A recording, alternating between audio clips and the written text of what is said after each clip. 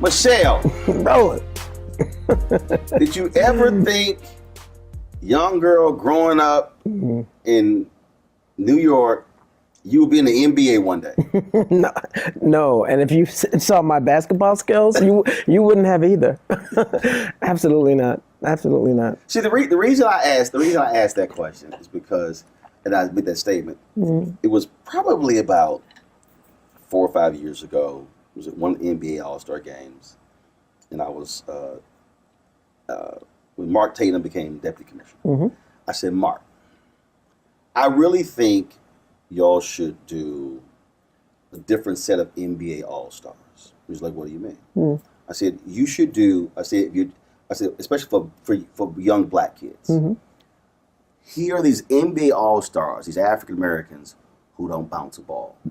They're in the NBA. I said, because we need to change the view in the community that, okay, I can only play ball versus the people who are accountants and lawyers, the people who are doctors, who are medical specialists, the people who are in executive roles, because now you reframe this idea of the role that we play in sports. Absolutely. I tell people all the time, this is a game, but it's a business.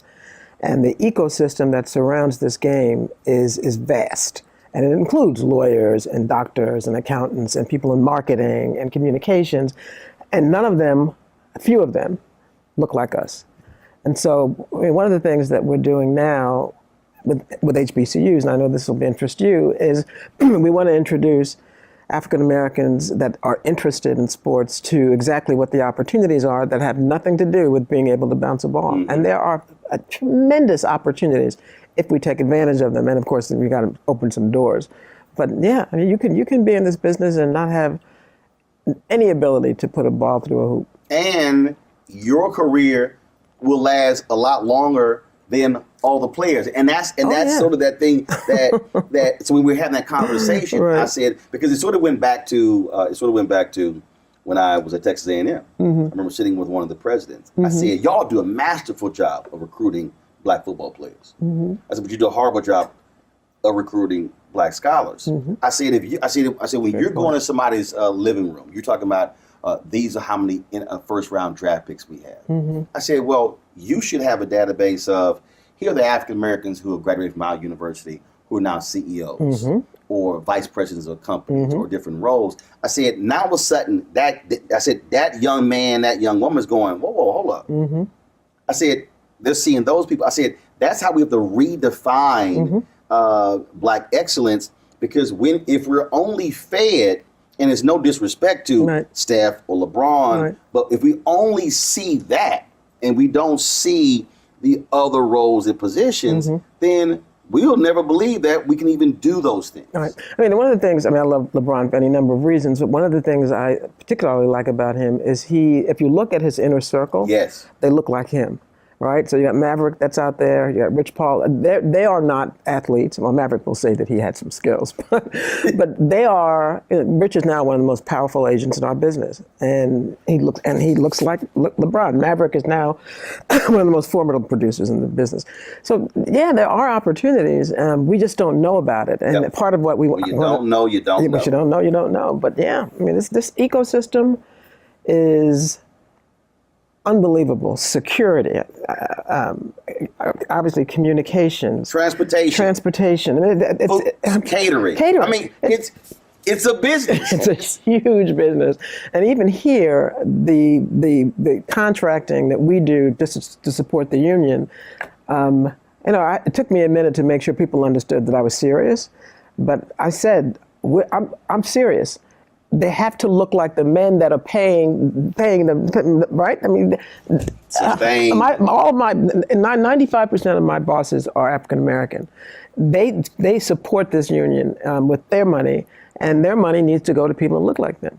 See, that is it's one, you said, look, y'all, I'm serious. Mm-hmm. But what that actually requires, it requires somebody coming in and saying, oh, y'all thought I'm cool with status quo. Right. I mean, when we talk about this battle that we've been in, fighting for dollars for Black-owned media, mm-hmm. it's sort of the same thing. The mm-hmm. argument I go in saying, this is your black market share.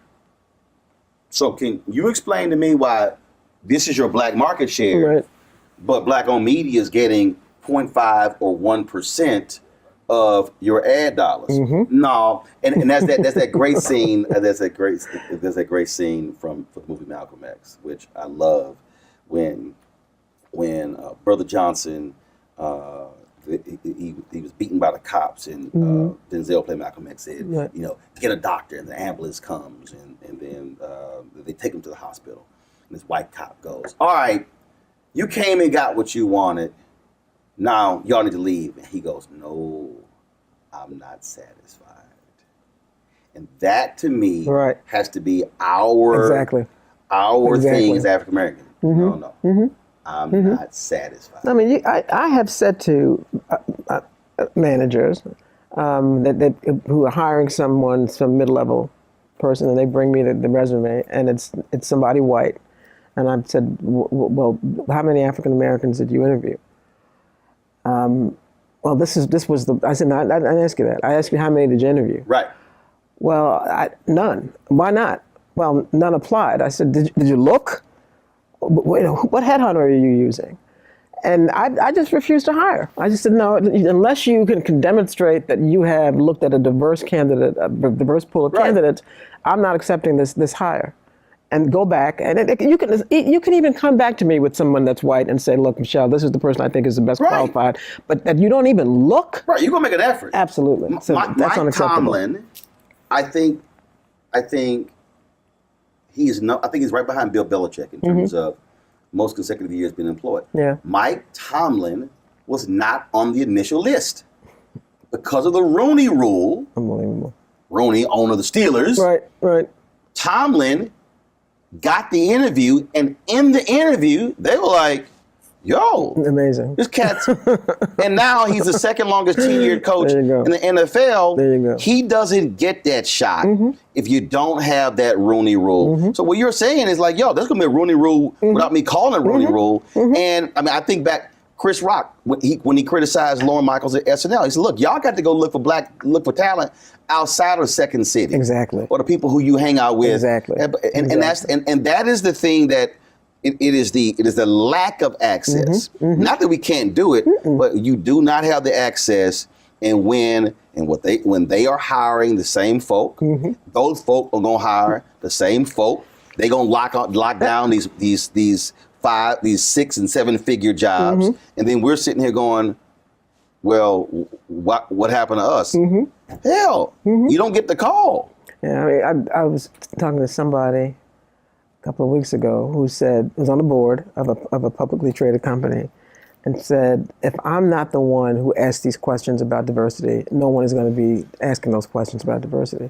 So those of us that are on boards, you look around at the senior management team at the company whose board you serve on, ask the question, because clearly no one else has. No one. Right. And the thing, and see what I've been saying, and I've made it clear to some black people who sit on boards. Mm-hmm. If y'all don't say anything, mm-hmm. I'm gonna call y'all publicly. Good. Because the deal is, the fight that many people, whether it was Reverend Jesse Jackson, whether mm-hmm. it was Earl Graves, mm-hmm. whether it was others, the fight wasn't for you to get on the board, right. and for you to be personally enriched, and for you to be hooked up. Exactly. The point was for you to get on the board to open the door. Precisely. For everybody else. That was the whole point. And I'm sitting here going, how can you be black? I've communicated with some black board members. I'm mm-hmm. like, hold up. You got to ask. Mm-hmm. How much we're doing in contracting? Yeah. Show me the list. Right. And I went down all, because they thought I was just talking about advertising. I said, no. I said, all these different contracts are going, are they going to black people? I'm like, what the hell are you doing? I'm like, I said, they can't tell you no. Exactly, you're a board member. Right. If we don't do it, it's not going to be done. It's not going to be done.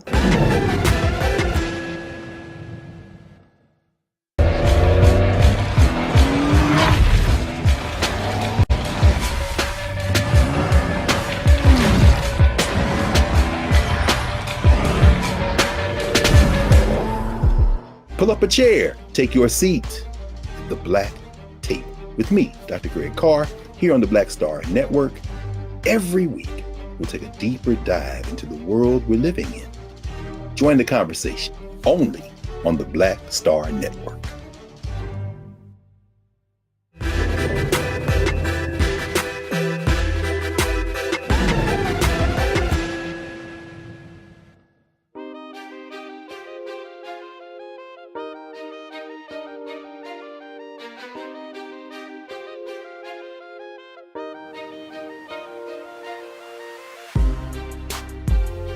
I got on the board, and they stupidly made me head of the, well, I say stupidly, but not really, asked me to chair the Nom and Gov committee. I said, okay. We got 2 new black board members. Right, which we can have more than one. That's the other thing. Because I'm not here to just be the fly in the buttermilk, right? I said, if you're bringing me on because you want to check a box, then bring somebody else on. If you're bringing me on because you actually care about diversity and inclusion and want me to help you, then we've got a deal. But I am going to do this. Understand? I'm going to do this. And so, so far so good. But it scares me a little bit when I think about the number of places that we don't have an ability to make a difference, and then the opportunities that we ignore because we're so thrilled that we're in the room, right? Yeah. But my view has always been, let me in the room, then. Well, was that James Brown saying? See, James Brown's song, "Don't Hand Me Nothing," just open the door, I'll get it myself. And see, and that's it. Bob Johnson had he said, you got to be in the deal flow. He said, bottom line is, if you're not in the room, you're not in the deal flow. You're not aware of the conversation. You're not aware of, and not even at the board meeting, it's the conversations when you're traveling there, when you're eating, and then, the dinners. Hey folks, I want to bring you in on this deal or this deal, and that's where it operates, because the frustration when we talk about when you said 95% of my bosses are black. When we think about black-owned business, and frankly, I'm gonna call this a black-owned business. It is. 95% of black-owned businesses in America, $5 million in revenue or less. Pre-COVID, we had 2.6 million black-owned businesses. 2.5 million had one employee. Doing an average revenue of $54,000. Wow. So when we talk about our ability to create jobs and create wealth, we're talking about literally 95% of all of our black-owned businesses really not been sole proprietors. And I'll hear sisters say, "Oh, black women are starting business at a fast rate." I said, I said, y'all, no disrespect to any of them, it's not a business if it's just one person. And talk about small business. Wow. Right. No, it's not. You're just paying yourself. Right. And then what happened when COVID hit? People are like, well, 41% black businesses lost. I'm like, yeah, because you got to go back to that other number. So we couldn't apply for PPP loans because that required you to have full-time employees. I didn't even know that. Wow. Yeah, you couldn't even with me, I had, at that point, I think I had 11, but only 5 were full-time. I had others who were contractors who worked every day. Apply for that. The PPP loans did not apply to contractors. So we could have submitted a $260,000, $280,000 request, only submitted $38,000. So again, how the rules are set up. So if we don't have, that's why for me the biggest thing is capacity. Capacity. How has that been for you also in working as executive director, getting even your players to understand capacity. That this is not just about even just the years that you're playing. I'm going to tell you, one of the things that I confess surprised me when I first got the job. I knew they had to be smart. I mean, you can't just be talented and be able to survive and have a career in the NBA. So I knew they were smart. I didn't realize how business savvy many of them were, and many of them are. Because if no other reason, they get it. The average tenure here is 3 years. Not everybody plays 20 years, and these guys know that. And so there's a certain urgency about expanding their ability to generate revenue beyond the time that they're going to be actually bouncing the ball. And so they kind of get it. I mean, they're now, who would have thought that athletes would be talking about creating a fund where they could both individually and collectively invest some of the money they have now for tomorrow. I mean, they understand generational wealth and what that could mean in ways that I didn't appreciate, and I suspect most people don't appreciate about them. So, when we talk about ways to deal with your individual brand and market your individual brand, we have the players' attention. When we talk about opportunities, because we operate a business. The NBPA has a revenue generating arm, Think 450, and we talk about investing in companies and securing equitable shares. We have their attention. They understand that. And they also understand something which I guess I knew, and that is that they are the largest group of black millionaires on the planet. They get that. And so obviously they want to make sure that their individual contracts are as big as possible, but they also are incredibly interested, and we get their attention when we talk about how can we collectively figure out a way to make you even more wealthy and create something for your families beyond when you're going to be on Earth. This is an enormously savvy group of young men, and they understand that this is, again, a sport, but it's a business.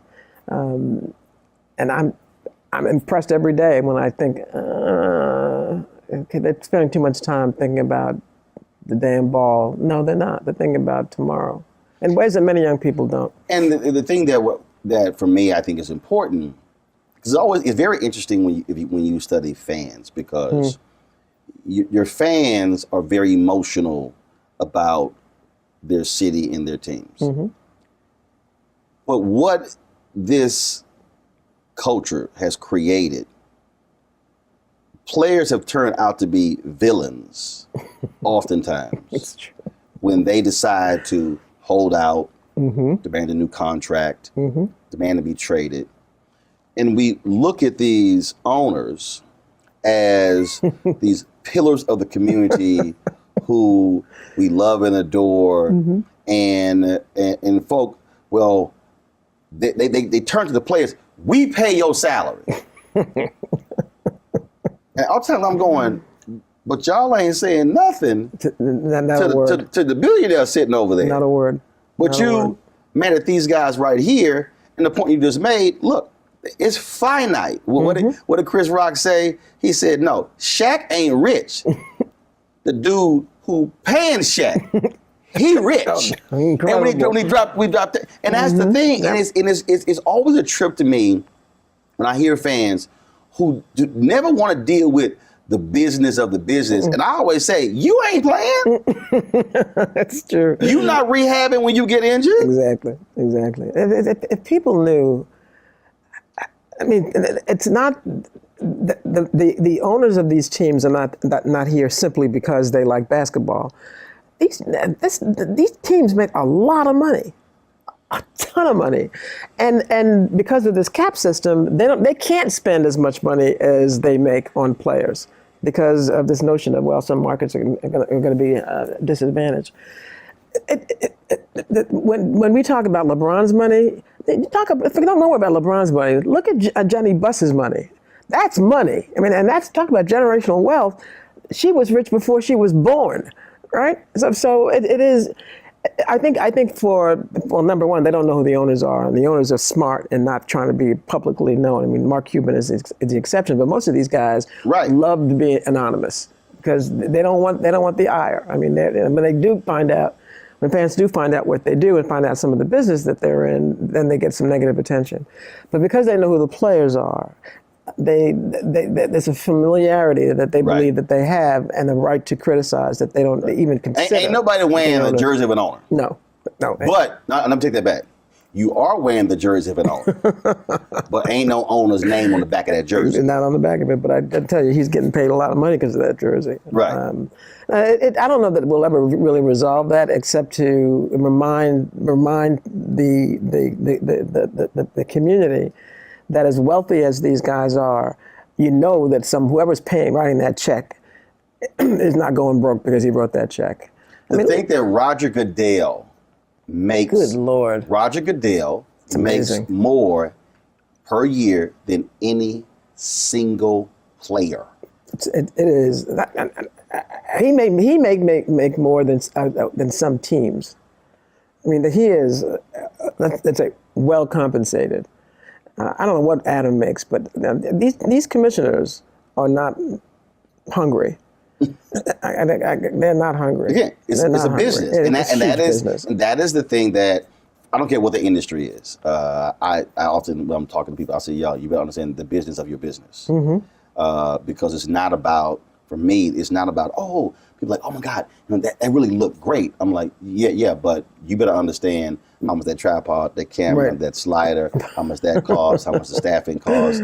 I said that's the business of the business. That's exactly. And if you fall in love with just the craft, I remember, I would probably say a generation ago, you would hear players always talk about, look, I just want to play ball. Okay. That's fine, but as you said, it's finite. What you gonna do when you retire at 32, 34? Right. And that's another 30, 40, 50 years of life. And every day they're one injury away from being done. I mean, football's worse because it's the level of physical contact, but these guys know. I mean, there are players that had a great 2 to 3 years, and then just before they're about to sign that big contract, they got hurt. Brother, my goodness, was one of the best. Brandon Roy, Portland. Knees Gone. Shot. That's it. You're done. I mean, one of the things that football always says that they envy about basketball is that our contracts are guaranteed, and and they're right. But they're guaranteed up until they expire, and when they expire, that's it. That's it. It's incredible to think. I mean, I'm going to retire, but I'm 65. It's incredible for me to think every day that someone that's 40 years old is like deemed, an old man that's still able to play. And he's the lucky one, because a lot of these guys that we would call them vets, they're 30. Yeah. They're 30 years old. Oh yeah. I mean, I think back. I look at how long Kevin Willis played. I think how long Moses Malone played. There are very few guys who are playing past 35. But to think you're 31 and your career is over is crazy. It's insane. It's absolutely insane. But it's the reality for these guys. I mean, every year I've had to learn who the rookies are. But sad, and I do. I spend a lot of time so that when I meet them, I know all about them. But as it turns out, half of them I never see after the first year because they just don't make it. And we bring in 60 bodies every year, and 40 of them, if they're lucky, they're still here year 2. Many of them end up in the G League or end up going overseas, and they're not making any money there. And those that survive here, you got to make it to that second contract to get paid. It is a transient business, and if these guys didn't appreciate the fact that they could be out one and done at any moment, then they'd be foolish. I tell them, if you just try to survive at least 3 years, because there's some things that you can get. One of the things you can get is you can get health insurance for life because this union pays for that. But you got to put in 3 years. Well, a lot of guys just don't. They can't do it. Not 3 years overseas. Right. 3 years with an NBA 3 years contract. with an NBA contract. It's scary to me that many of these men are going to be in terrible shape 10, 15 years from now, because they won't be able to play any longer, and they won't have been able to have a successful career in the NBA. And this is it. So you got to have a fallback. I was meeting with a team, I think it was a Monday, where 4 of them have started a business with these NFTs. I could not be more pleased. They're not marquee guys, right? But they saw the NFT thing, and they ended up getting a business plan. They've got some funding, and they're preparing for life after basketball. There you go. And we need to encourage a lot more of that, because there's going to be life after basketball. I tell all of them, I don't care if you play 2 years or 20 years. At some point, you will be a former basketball player. What you going to do then? How you going to eat?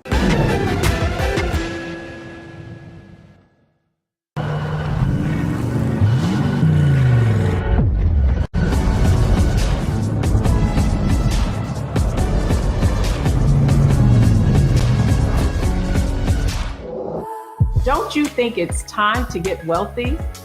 I'm Deborah Owens, America's Wealth Coach, and my new show on the Black Star Network focuses on the things your financial advisor or bank isn't telling you. So watch Get Wealthy on the Black Star Network.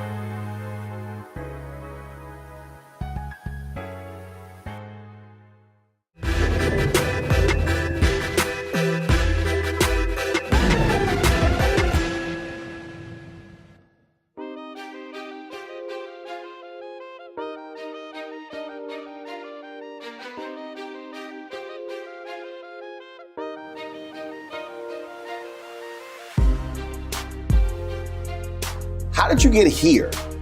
Because it's not like, okay, there's a curriculum to say, I want to run a players union. No, there was no curriculum, and there was no plan. I mean, I was happily trying cases in my life before.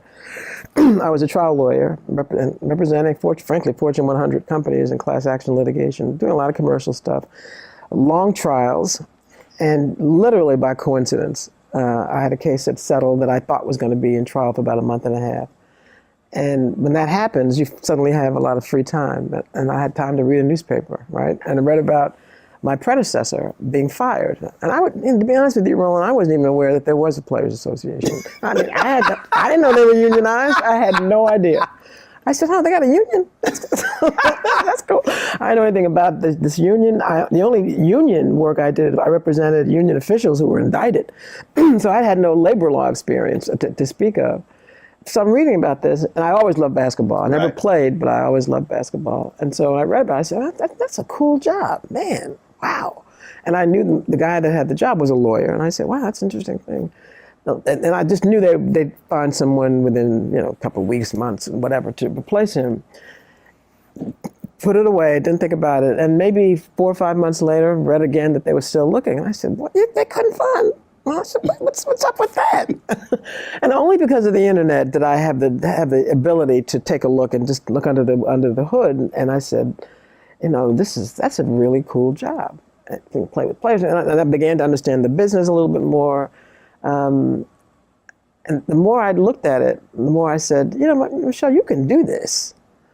And then I said, nobody can do this better than you. Hell. And then when I found out the players interviewed you, that's all I needed, right? I said, okay, good. So I'm going to be interviewed by Steph Curry, Chris Paul. I couldn't wait. And of course, work as a public defender, you were used to working with brothers. Oh, absolutely. And it was, and to be honest with you, it was a way to return to working with brothers, because after being a public defender, I went into different areas of the law. And by the time, before I got to this job, I was representing, again, Fortune 100 companies. There weren't a whole lot of people that looked like me. They were my clients. Not Fortune 500. No, 100. 100. The ones that were really being sued. 400, I ain't even talking. Yes. I was at Skadden, a large law firm, and you had to be Fortune 100 to be able to pay our fees. So it was a way to get back to working for individuals again, and then black people. And the minute I started the interview process, I said, I got to have this job. This job is mine. How long was it? How long was that? So first of all, how did you just like, hey, I want to apply for this job?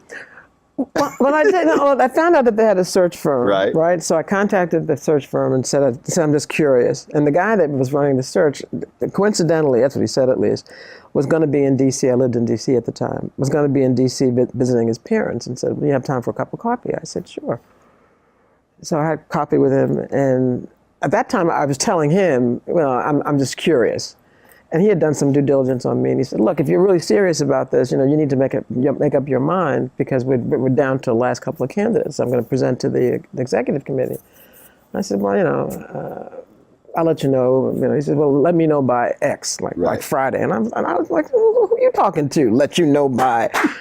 So I said to him, I said, "Look, I got a pretty nice gig, so if I do this, it's going to be something I'm going to do, but I can't be rushed." He said, "Well, I'm just telling you that if you want to do it." You're like, "You call me." right?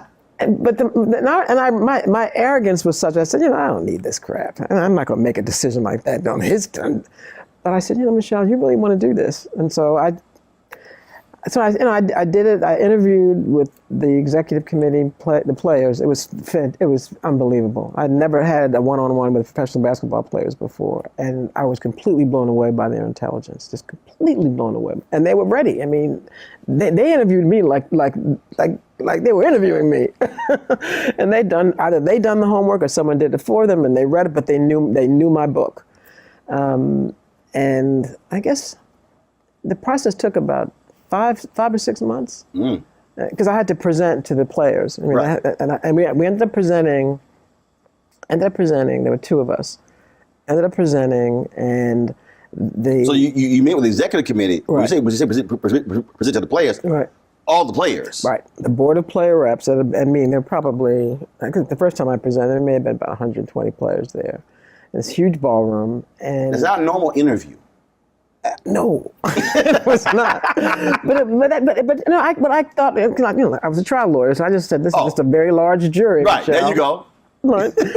And then they weren't able to vote that night because it's long and complicated. But there was a group of agents that had a candidate that they wanted to have put before the players, and they found out at the last minute that candidate had not made the cut.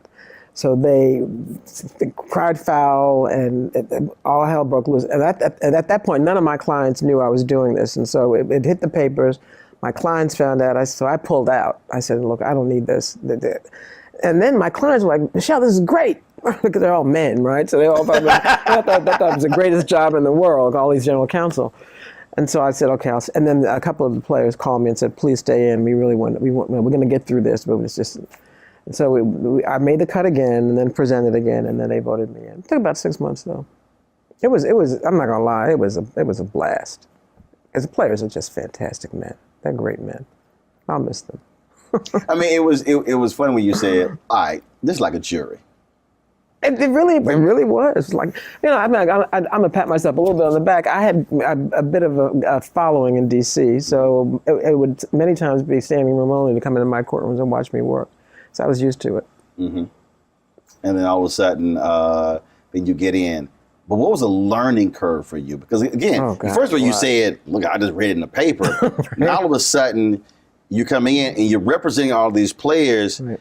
And yes, you work with Fortune 100 companies, but this had to be totally different terrain. Yeah, I mean, as much as I thought I knew, if I had known how little I knew about the business, I probably would have not have done it, which is too bad because I think I've done it well. But it took more than a minute. And there were several things that were going on. I mean, they voted me in, but there was still a lot of bad blood because of what happened with my predecessor. Mm-hmm. So I and the team that I ultimately hired had to spend a lot of time, just gaining the trust and credibility of the players. But on top of that, I mean, you can read about the league and their org structure and the history of collective bargaining all day long, but until you're in those rooms with these men, principally men, you don't know what you don't know. The good news is, I've got it's not gotten me in trouble yet, but I've got an arrogance about my ability to manage, right? That I'm not intimidated by it. I mean, I just work harder, right? And so I don't think there are things that I've learned yesterday about this business, even though I've been doing it for over 7 years. And if I stayed, I'm sure I'd learn more. But like anything, you work hard enough, you can figure it out. And if you don't allow the kind of nonsense that is normally put in front of us to get in the way of your confidence, then you can do it. And then I got to say, I've had the support of the players in ways that I think I've earned, but without their support, it would not work. I mean, the league understands that I always tell the league, I take orders from the players, and I do, but I'm a trusted advisor. And when the issue comes up, when they ask Michele, what do you think? They really care what I think. Right. The league now has learned, they didn't know because they didn't know me and I was new, that what Michele thinks is probably going to end up ruining the day. So we need to respect her and get her on our side, and if we don't, then we know we're not going to prevail. I mean, I've had them try to go behind my back and talk to players. That never works. It's amusing because the players always call me and say, so and so called me. And I said, yeah, I thought he might. So it's not easy, but nothing worth it is. I mean, I've never had any job that I thought was easy. When I thought it was easy, I left. What's the point? But this is even more different because you have this thing called the NBA, mm-hmm. but without the players, there is no NBA. There's no league. So you're talking about partners, but unlike another business, it's really two separate businesses. Or if you want to use all the teams of individual businesses, mm-hmm. it's like no, you got the players, then there's the league, mm-hmm. and without the players, ain't no league, and without the league, player got nowhere to play. Mm-hmm. So you've got to; these forces have to merge, and y'all got to come to an agreement in terms of how we're gonna move forward. Mm-hmm. That's a whole lot of dancing and quite delicate dancing that you have to do. It is, and the leverage. You're right. The leverage that the players have is that we cannot be replaced. These are the best basketball players on the planet. If the league can't say, okay, you're all fired, we're going to get some more.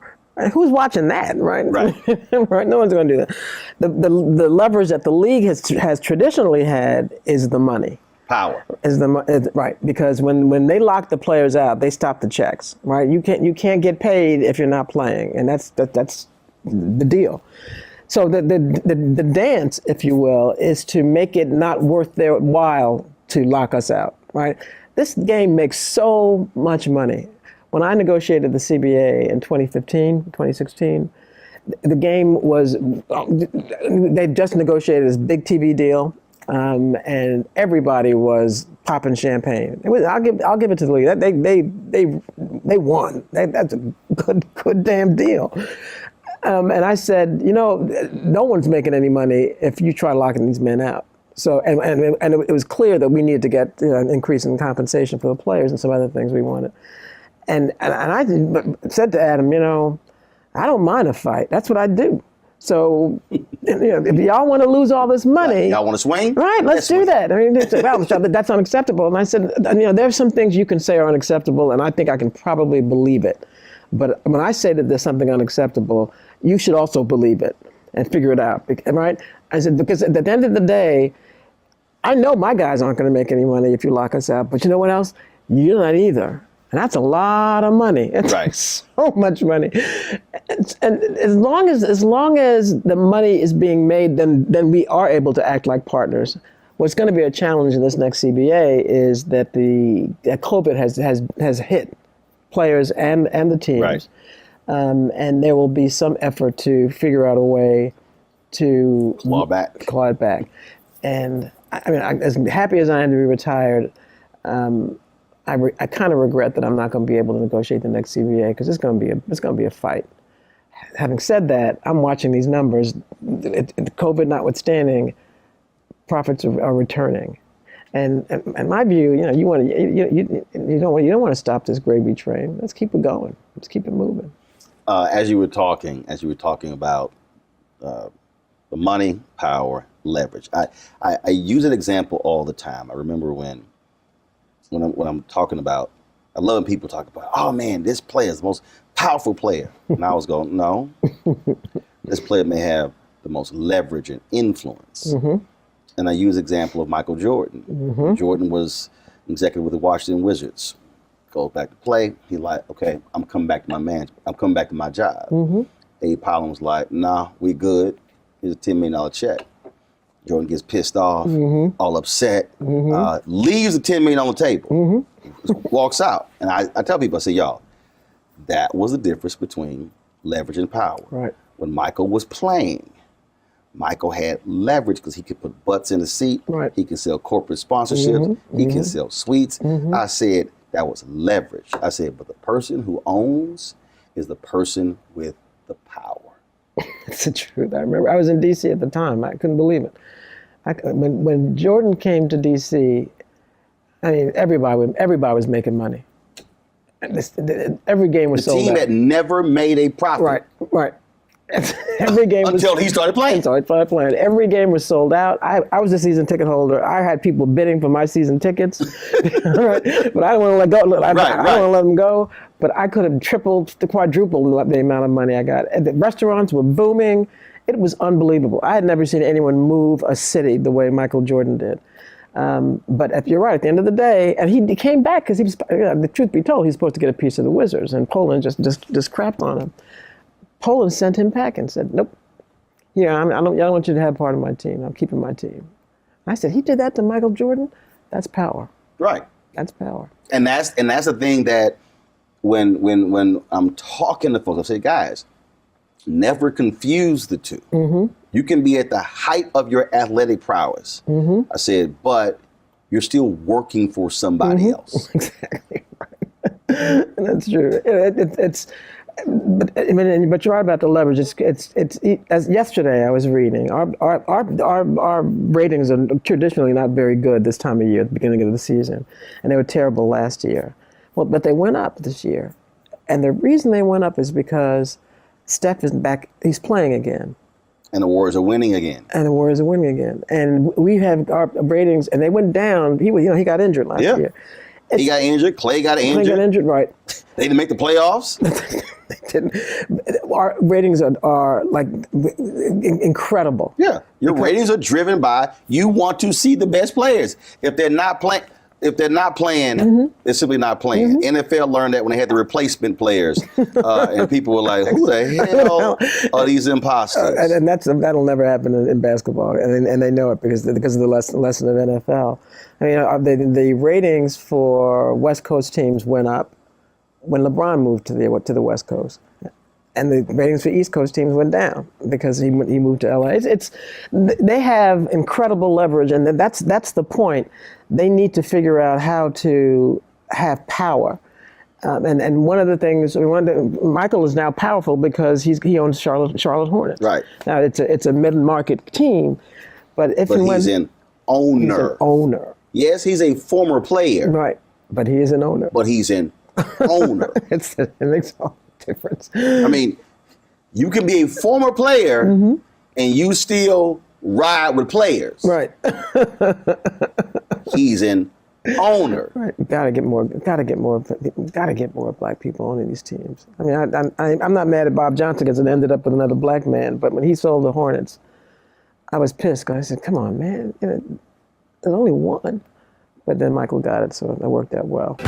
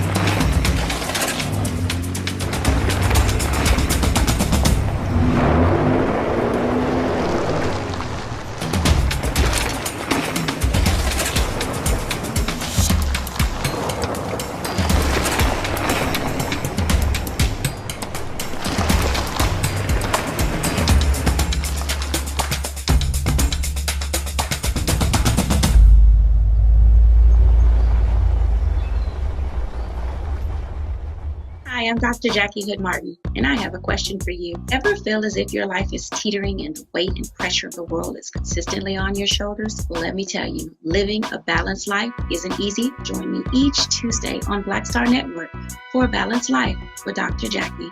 We'll laugh together, cry together, pull ourselves together, and cheer each other on. So join me for new shows each Tuesday on Black Star Network, A Balanced Life with Dr. Jackie.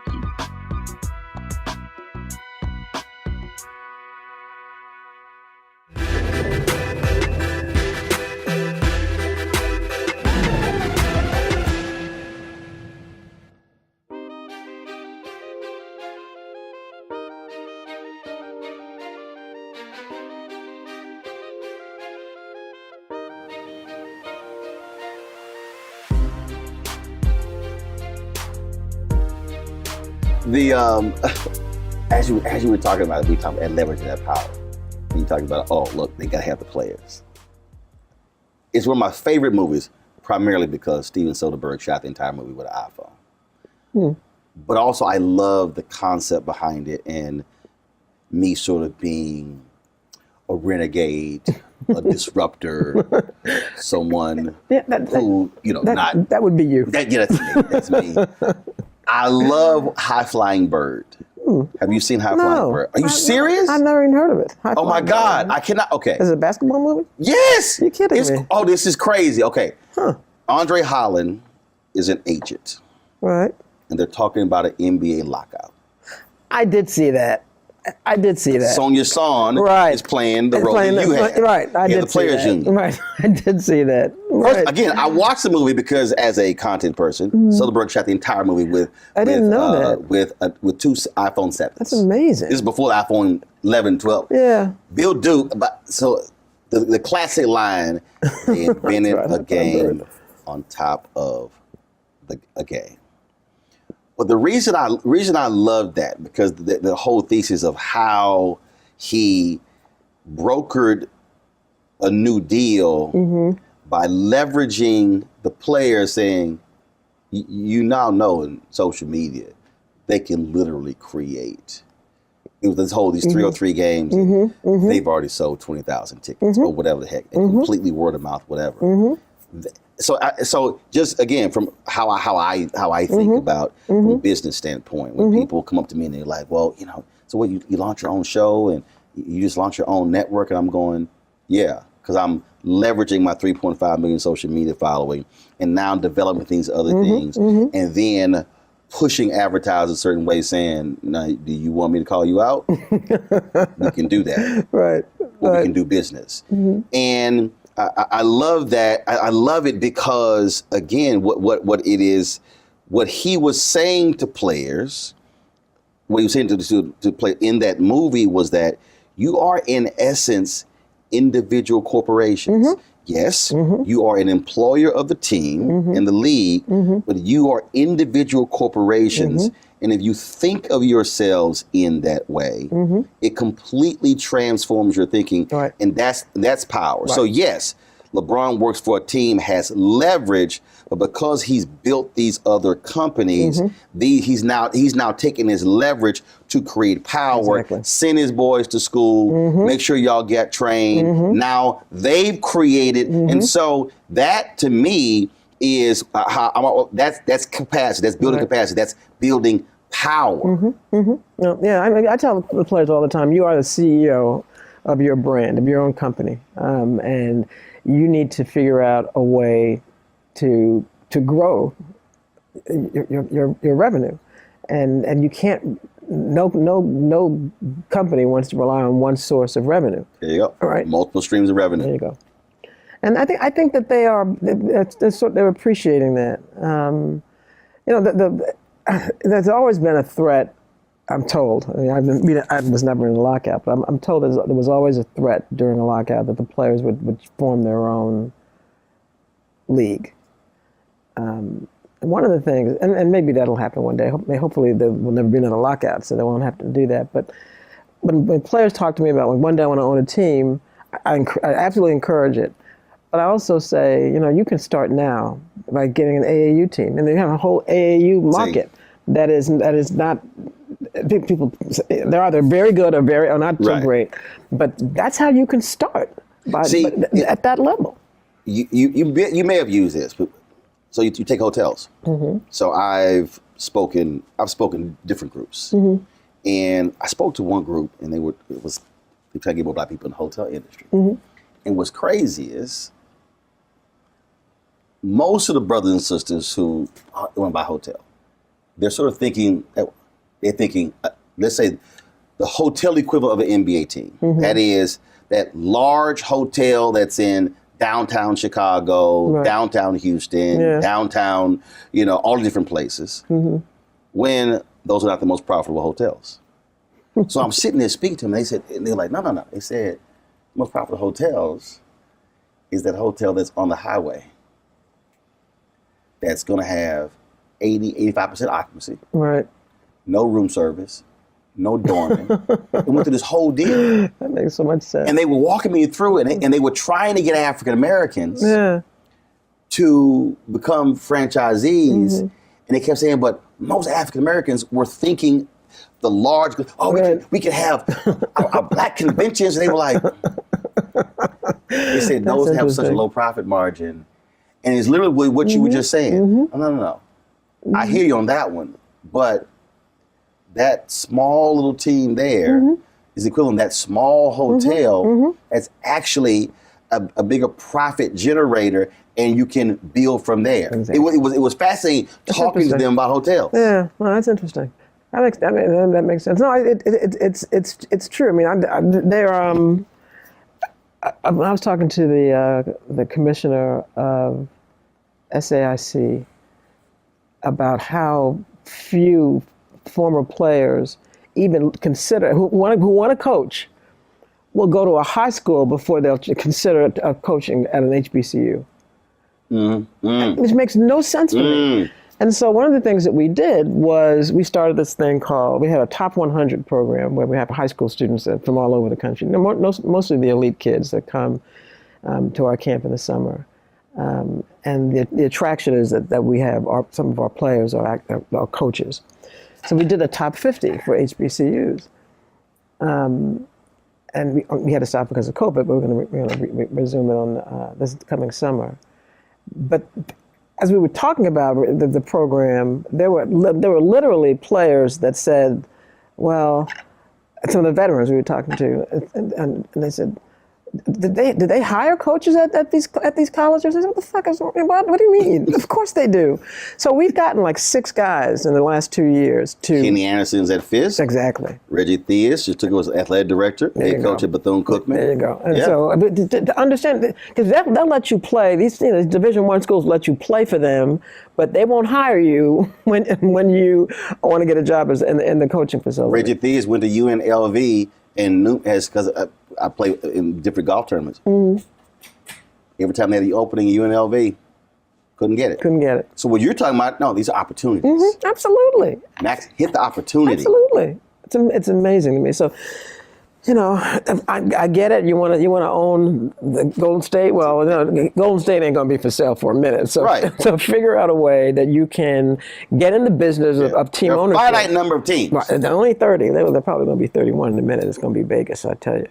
But and then of course getting an ability to buy into a team is a mystery to me. I mean, the league decides who's going to be an owner and who's not going to be an owner.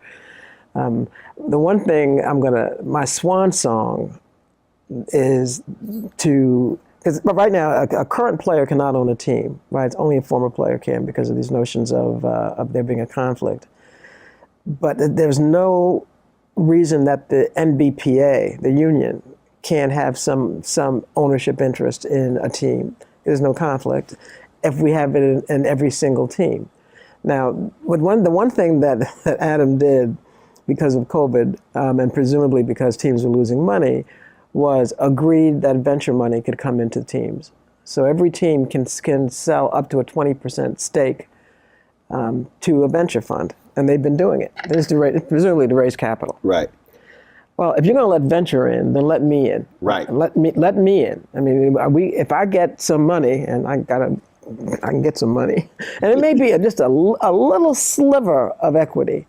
But equity is equity. But equity is equity, and because it drives me nuts when you hear about these teams selling for billions of dollars, and then not a nickel goes to a player, when it's only the players that have created the value. Right. It makes me ill. So one of the things that I would like to at least get them talking about is you don't have to give it to me. You should give it to me, but you won't. Then that's fine. But let me buy a piece. Right. Let me buy a piece of every team.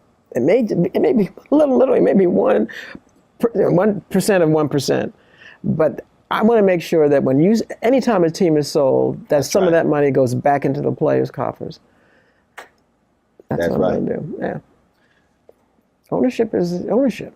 Oh, look, I tell people all the time, and the thing is, it's understanding and not getting caught up in the hype of we were talking about beforehand. When I'm having these conversations with people, I had brothers and sisters come, man, but I wish you were on CNN, I wish you were on MSNBC, and I wish you were, and I was like, yeah, but they get checks. I write checks. And that's the difference. That's the difference. But also, I control the narrative. Exactly. I'm not asking permission. And it's so hard for a lot of folks because they're like, and I mean, I had this major entertainer say, yeah, but man, we need more people to hear your voice. I said, bro, I'm good. I think part of it is that we've never done it. I mean, once you've been in control, it's really hard not to stay in control. Or we've talked to, or we haven't talked to enough people who have Who've had it, yeah.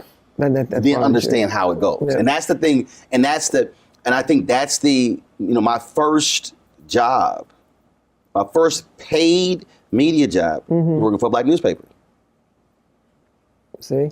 For Houston Defender. So Southern Messiah Giles owned the paper. So I saw her saying, yes, that's running. No, that's not. That's true.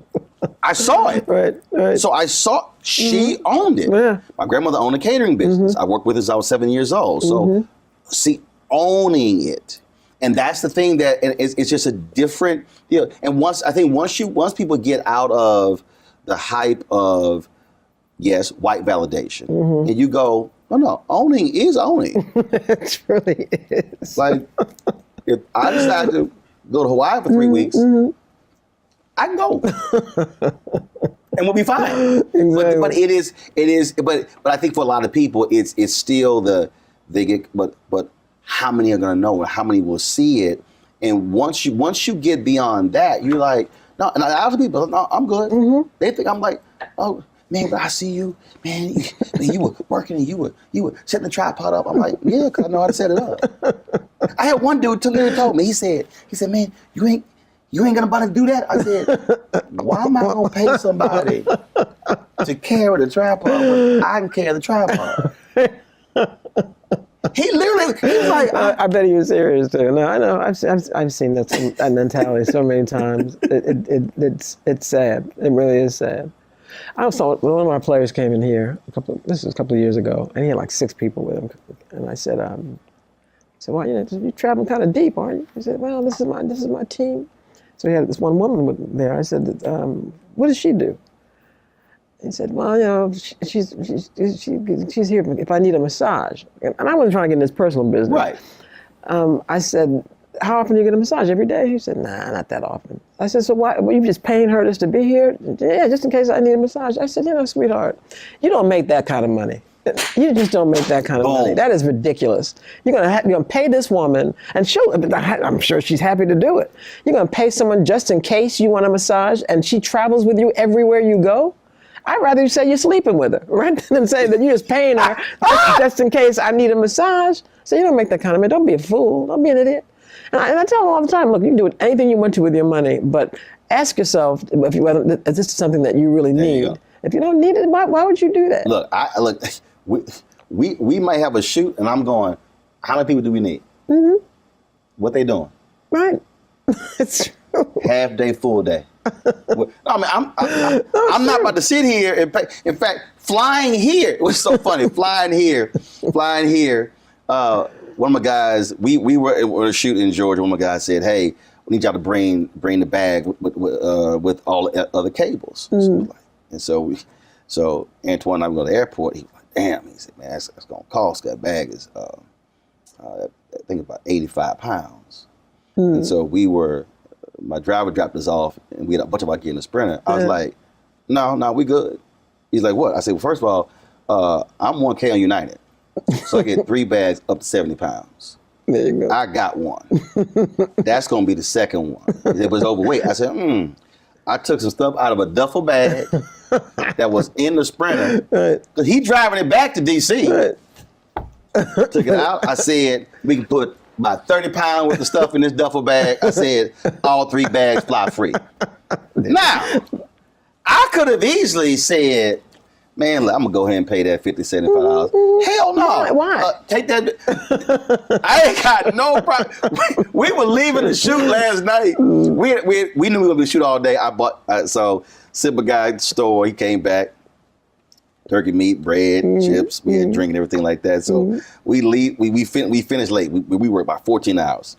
So I was like, look, we leaving here by 9. We packing up by 9:30. I was like, all right. I know something is small. This small thing doesn't open. I was like, because it's a bathroom, refrigerator, and microwave in the Sprinter. Wow. I said, hold up. Before we leave, I'll fix my sandwich and everything. I was like, look, y'all can stop anywhere y'all want to get something to eat. I'm good. I already ate.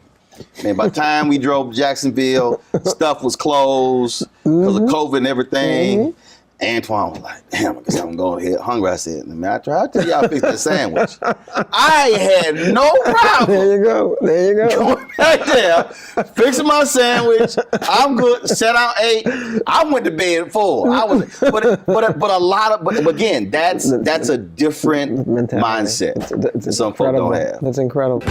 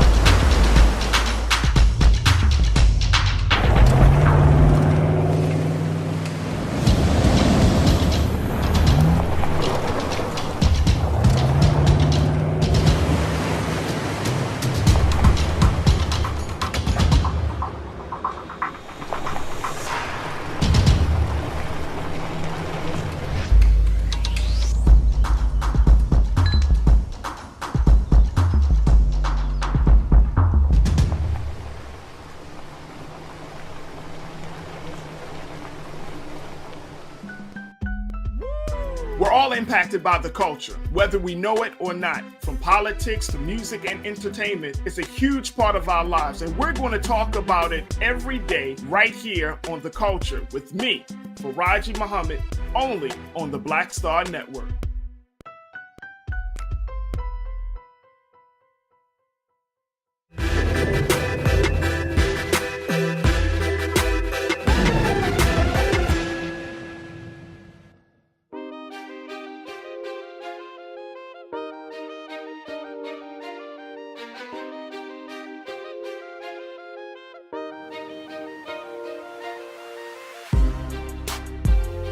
What you want to do next?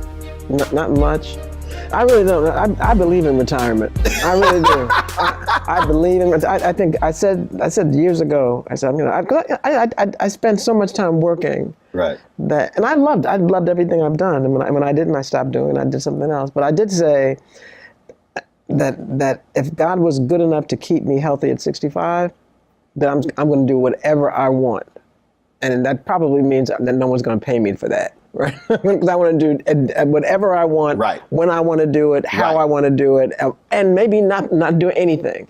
That's what I think retirement is. Right. So I'll be on a couple of boards just to keep my mind right. But I really do have a list of things I want to do. I want to. If COVID lets me, I want to go do some traveling. I've gone a lot of places, but I've always been working. Right. You travel a lot, but now no. I'm gonna do some other kind of traveling. Exactly. The friends I've had that retired at 65 have no regrets. The friends I had that are still working, they claim that I think I'd die if I stopped working. Okay, well, I don't think I'm going to die. I think I'm going to live a little better. So no, I never wanted to die behind a desk. Never. I don't mind if you want to do that. That's fine. But I really do have a bucket list. I'm going to start checking some of that stuff off. Well, last question for you. What is the most important thing, the one thing that you pass on or have said to your successor? What I've said to her, and it turns out my successor is a black woman, and I'm really proud of that. And what I've said to my staff is, no matter the challenges that this job will bring, and it will, as long as you keep in mind that it's players first, and that's your mantra, that's your guiding post, the guiding light, then you will be fine. The minute you allow, and then you will be encouraged by the league, by the owners, by agents, to corporations, all that, to shortcut the player's interest, then you not only have you become a professional failure, but you fail the players. Even when I've had staff say, Michele, I think you need to give on that. My confidence never wavered because I knew this was in the best interest of the players. And so if you just keep that in mind and ask yourself, is this in the best interest of the players? If the answer is no, you're not doing that. Right. You're just not going to do it. And that's the way I've approached being a lawyer my entire professional life. What's in the best interest of my clients? And I'm singularly driven by that. So if you, it keeps you where you're supposed to be. One final question. If they just hit me. 30 years from now, 50 years from now, 100 years from now, a young girl, young boy, black, white, Hispanic, Asian, Native American, don't matter.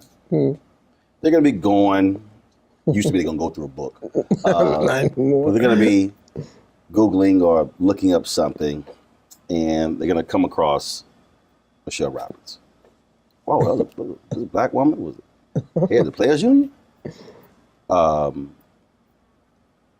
What do you want that person to know about Michele Roberts? That she's not special, but had the good fortune of having someone in her life that believed in her and told her, you got to believe in you too. And that was my mother. I mean, people used to say, Michele, you're really smart. I am smart, but I'm not special. I just never had someone not tell me when I was being formulated as a young person that I was not good enough. I mean, my mother, I don't know where she got it from. Right. I have no idea. I mean, she didn't have a high school diploma. But she would not fathom the notion that I couldn't do whatever I wanted to do. I wanted to be a lawyer when I was 7. You know why? Because my mother said, you want to be a lawyer? Then you're going to be the best damn lawyer that ever was. And don't let anyone tell you that you can't be. And so there's nothing special about me. It's just that I was fortunate enough to have someone who believed in me and made me believe in me. So, because there's so many people out there that every day want to tell you that you're not supposed to be here. Yep. That's crap. Well, I appreciate you sitting down with me. You've always been supportive. Everybody watching, y'all don't realize I might get a text from Michele, and this is text. You are crazy. You had me cracking up when you said sometimes you be watching the show with the sound down, but you don't want to bust out laughing in the middle of a meeting. It's true. It is true. And then I tell you, Roland, I don't ever want to be on your bad side. Just call me up and say, Michele, I hate to have to do this to you. So I'll be sure I'll be out of the country. I never want to be on your bad side. This is funny. It's a true story. I really like Isaiah Thomas. Oh, that's my brother. But Isaiah Thomas went on Jason Whitlock's show. And he said a few things. And I was like, Zeke, look. And I did. I was like, say, bro, I'm going to have to hit you. I said. You gave him a heads up. I said, look. And normally I don't give a heads up. I said, Zeke, a few things you said.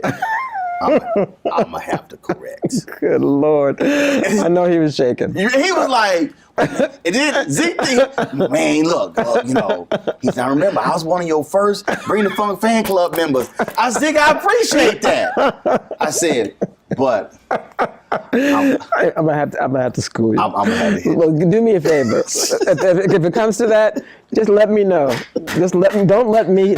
Michele, you watch Rolling today? just let me know, brother. Let me know. I have had a few folk like, damn, bro. I was like, look, y'all. Look. Somebody got to say some stuff, and I have never been scared. I tell people, I grew up. I never spent the night at a non-family member's house. No, we had too many family. I mean, that's my mama, my maternal side. Yeah. My mama had 7 brothers and sisters. Wow. The 8 of them had 42 kids. That's a family. Those 42 kids, I think, 80 or 90 kids. Yeah. And then those kids have had more than like 150. So wasn't no room for friends. So I'm good. I ain't never had friends growing up because I had family members. So I still got a large family. So I tell everybody, I'm straight.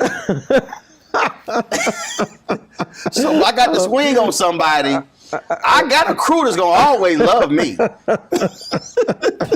You don't need no friends. You got plenty of family. Yeah, I'm just looking. Look, sometimes, but yeah, I sometimes had to make that phone call. Say, bro, poor Isaiah. Yeah. And I said, Zeke, I love you, but I got to correct a couple of things.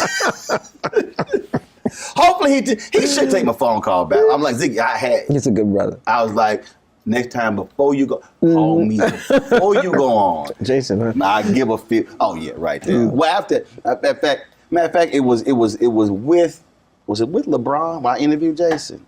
He tried to accuse all of us. Yeah, y'all all for clickbait and everything. Then he talking because I went to LA interview. He blah blah blah blah. Then he goes, I said, well, why are you always talking about Captain LeBron? Well, you know, the show is for ratings. I said, I'm sorry, hold up. He talked about clickbait. Didn't you just accuse everybody else of clickbait? Mm-hmm. But you just admit you talk about them for ratings. And there's this look. This was a look he gave. Mm-hmm. and I let it sit there. Nobody talked. Mm-hmm. Let it pause. Look on his face, and that look was, he just got my ass. That's exactly what it was. And the look on my face was, I just got you. I was done after that. I'm gonna try to stay out of your crosshair. Michele, I appreciate you. All good. No, I appreciate you talking to me. I appreciate it. Enjoyed it. Mm-hmm.